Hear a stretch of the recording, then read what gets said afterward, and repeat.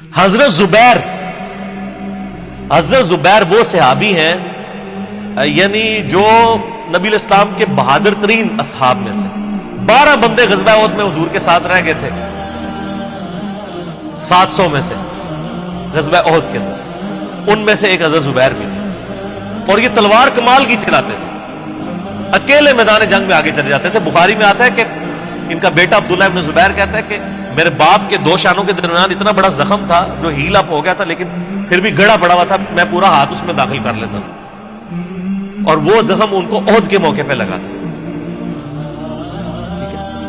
اور پھر اسی حدیث میں بخاری کے آتا ہے کہ جنگ یرموک کے موقع پر لوگ یعنی لیڈر کے اوپر چل رہے ہوتے ہیں، تو حضرت زبیر بھی ایک اسکواڈ کو لیڈ کر رہے تھے، تو لوگوں نے کہا حضرت آپ آگے جائیں، انہوں نے کہا جب میں آگے جاؤں گا تو میرے ساتھ کوئی نہیں آگے جا سکتا۔ وہ اکیلے گھوڑے کو انہوں نے جو ہے وہ ایڑی لگائی اور رومن امپائر کی یعنی فوج کے اندر گھس گئے، اور کوئی بھی ان سے لڑنے کے لیے تیار نہیں ہوتا تھا، اتنی بہادری تھی ان، لیکن جنگ جمل میں حضرت علی کے مقابلے پہ آئے۔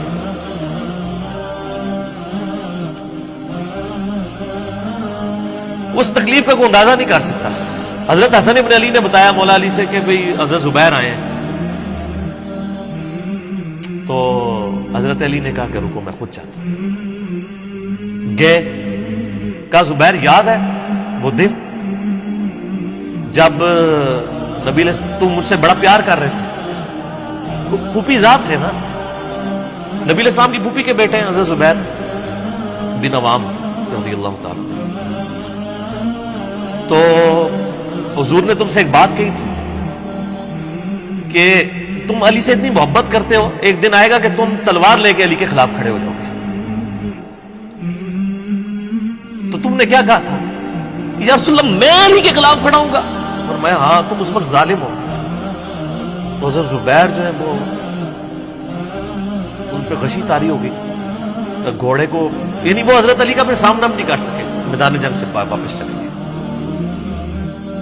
تو بعد میں حضرت علی کے فوجیوں میں سے ایک بندے نے جا کے پیچھے ان کو دھوکے سے قتل کر کے تو لا کے تو سر حضرت علی کے سامنے رکھا، تو حضرت علی نے کہا کہ زبیر کے قاتل کو میں دوزخ کی بشارت دیتا ہوں، کیونکہ زبیر جنتی تھا۔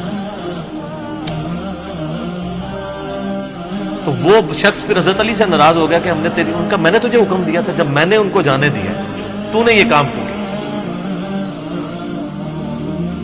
تو وہ پھر خارجی ہو گیا۔ اور یعنی یہ وہ محبت تھی، وہ جہاں محبت تھی وہ نظر آتی تھی۔ ظاہر ہے کہ ایک بندے کی ایک غلطی سے اس کی پوری زندگی 0 سے ملٹیپلائی نہیں ہو جاتی، جس نے اتنا کچھ دین کے لیے کنٹریبیوٹ کیا کبھی نہیں ہو سکتا ایسا۔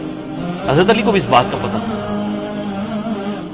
بہرحال یعنی اللہ تعالیٰ ان سے راضی ہو، اسی لیے نبی علیہ السلام کی اس حدیث یعنی وہ حضرت علی کے اس قول کو حضرت علی فٹ کیا کرتے تھے، حضرت زبیر، طلحہ اور حضرت عثمان ابن عفان پہ رضی اللہ عنہ۔ باقی آپ میرا کربلا والا ریسرچ پیپر پڑھیں تو آپ کو پتہ چلے گا کہ کتنی یعنی مشکل وقت حضرت علی نے اپنی خلافت میں دیکھا اس حوالے سے۔ یعنی مصنف ابن ابی شیبہ میں آپ کے مخالفین کی لاشیں بھی ہیں، ان پہ بھی حضرت علی گریہ کر رہے ہیں،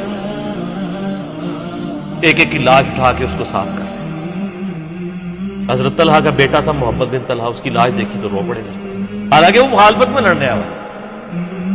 پھر حضرت حسن سے کہا کاش میں جنگ جمل سے 20 سال پہلے ہی مر گیا ہوتا، میں یہ دن۔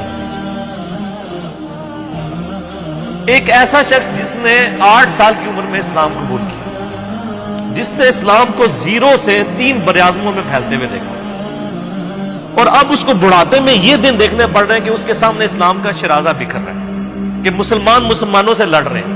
ایک ایک جنگ میں 8-8 10 ہزار لوگ، جن میں مرنے والے صحابہ ہیں حضور کی تربیت یافتہ، جو ایک آواز کے اوپر حضور کی لبیک کہنے والے تھے، شیر و شکر تھے آپس میں۔ آپ اندازہ کر سکتے ہیں۔ اسی لیے حضرت علی جو ہیں وہ یعنی کوفے میں شہر سے باہر آپ کو پتہ ہے کنویں ہوا کرتے تھے، اکیلے جا کے کنویں پہ بیٹھ کے رویا کرتے تھے کہ اللہ اس امت کے ساتھ کیا ہو گیا۔ کوشش کرتے رہے، اینڈ رزلٹ یہ ہے کہ وہ خلافت کا نظام۔ اسی لیے مصنف ابن ابی شیبہ میں آتا ہے کہ آپ نے فجر اور عشاء کی نمازوں میں قنوت نازلہ پڑھی، اللہم علیک بمعاویہ واشیعہ، اے اللہ معاویہ اس کے شیعہ کو برباد کر، علی اور اس کے شیعہ۔ اس کے عمر بن عاص اور اس کے شیعہ کو، ابا سلمی اور اس کے شیعہ کو، قیس اور اس کے شیعہ کو برباد کر۔ باقی احادیث میں آپ علیہ السلام نے جو بشارت کر دی تھی، سنن سعید کبریٰ کے اندر حدیث موجود ہے، حاکم کے اندر، کہ نبی علیہ السلام نے حضرت علی سے ایک دن فرمایا تھا، اے علی، اگلی امتوں میں سب سے بڑا بدبخت وہ تھا جس نے قوم عاد کی اونٹنی کو قتل کیا اور اس کے بعد عذاب آ گیا۔ میری امت کا سب سے بڑا بدبخت وہ ہوگا جو تیرے سر کے خون سے تیری داڑھی کو رنگ دے، اور وہی ہوا ہے۔ اور اس کے بعد پھر دیکھیں امت ایک جگہ جمع نہیں ہوئی ہے۔ حضرت علی ایک آخری کوشش تھی، اور جن لوگوں نے اس وقت ساتھ نہیں دیا پھر ان کو دنیا میں اس کا خمیازہ بھگتنا پڑا ہے۔ عبداللہ بن عمر نے بیعت نہیں نہ کی تو صحیح بخاری اٹھا کے دیکھیں، عبداللہ بن عمر کو آل امیہ نہیں قتل کروایا، حجاج بن یوسف نے زہر آلود نیزہ مروا دیا۔ اور حاکم کے اندر مجموع الزوائد کے اندر موجود ہے، حضرت عبداللہ بن عمر آخری عمر میں کہا کرتے تھے، کاش میں اس وقت علی کا ساتھ دیتا اور یہ خلافت کا نظام تو بچ جاتا، کیونکہ کئی لوگ بیچ میں نیوٹرل ہو گئے تھے جو پھر ساتھ نہیں دیا، تو اس کی وجہ سے پھر حضرت علی کے چونکہ اب پاس اتنی مین پاور نہیں تھی کہ اس سسٹم کو سنبھال سکتے، بعد پھر وہ شہید ہو گئے اور پھر معاملات آ گئے۔ خیر بات کہاں سے کہاں نکل گئی، کیونکہ یہ اس کے ساتھ غل کا لفظ تھا، تو یہ غل کے لفظ کو ایڈریس کرنا ضروری تھا۔ تو آج ہم جب جنگ جمل صفین نہروان کو ڈسکس کرتے ہیں تو یہ کوئی غل والی بات نہیں ہے، یہ وہ چیزیں ہیں جو ایک ریالٹی ہیں، اور وہ اگر یہ غل والی بات ہے تو نبی علیہ السلام کے دل میں بھی نعوذ باللہ غل تھا، مولا علی کے دل میں بھی غل تھا، ایسا نہیں تھا۔ وہ دین کی حمیت کہلاتی ہے، اس کو غل نہیں آپ کہتے۔